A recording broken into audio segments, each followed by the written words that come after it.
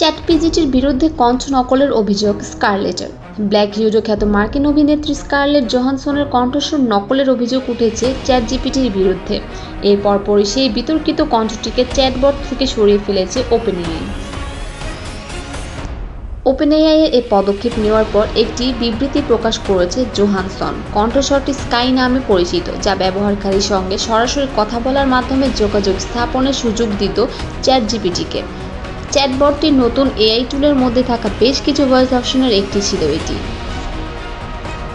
তবে জোহানসনের কণ্ঠস্বরের সঙ্গে স্কাইয়ের কণ্ঠের মিল থাকায় সাম্প্রতিক দিনগুলোয় সমালোচনা ও বিবৃতির মুখে পড়েছে কোম্পানিটি। এতে নিয়ে সমালোচনা এতটাই হয়েছে যে স্টারডে নাইট লাইভে বিষয়টি নিয়ে উপহাস করতে দেখা যায় অভিনেত্রীর স্বামী কলিন জস্টকেও। অভিনেত্রী জানান, গত বছরের সেপ্টেম্বরে আমি স্যাম অল্টম্যানের কাছ থেকে একটি অফার পাই, যিনি চ্যাটজিপিটি 4.0-তে আমার কণ্ঠস্বর ভাড়া করতে চেয়েছিলেন।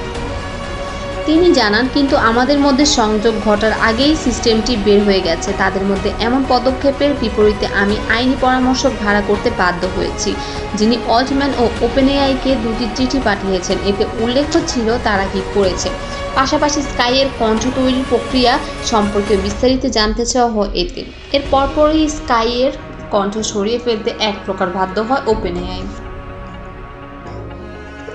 এই বিবৃতিতে ওপেনএআই জানিয়েছে, স্কাইয়ের কণ্ঠটি স্কারলেট জোহানসনের কণ্ঠের অনুকরণ না। তার আইনজীবীরা অল্টম্যান ও ওপেনএআই প্রতিষ্ঠানকে আলাদা দুটি চিঠি পাঠিয়ে তারা কিভাবে স্কাই ভয়েস তৈরি করছেন তা ব্যাখ্যা করতে বলেছিলেন। একটি বিবৃতিতে ওপেনএআই এর সিইও স্যাম অল্টম্যান বলেছেন, স্কাই কণ্ঠটি স্কারলেট জোহানসনের কণ্ঠের মতো হওয়ার কথা ছিল না। তারা তার সঙ্গে যোগাযোগ করার আগে এটি নির্বাচন করেছিল। স্কারলেটের সঙ্গে যোগাযোগ করার আগেই স্কাইয়ের কণ্ঠ দেওয়া অভিনেত্রীকে যুক্ত করা হয়েছিল, কিন্তু স্কারলেটের প্রতি সম্মান রেখে স্কাইয়ের কণ্ঠ ব্যবহার স্থগিত করা হয়েছে।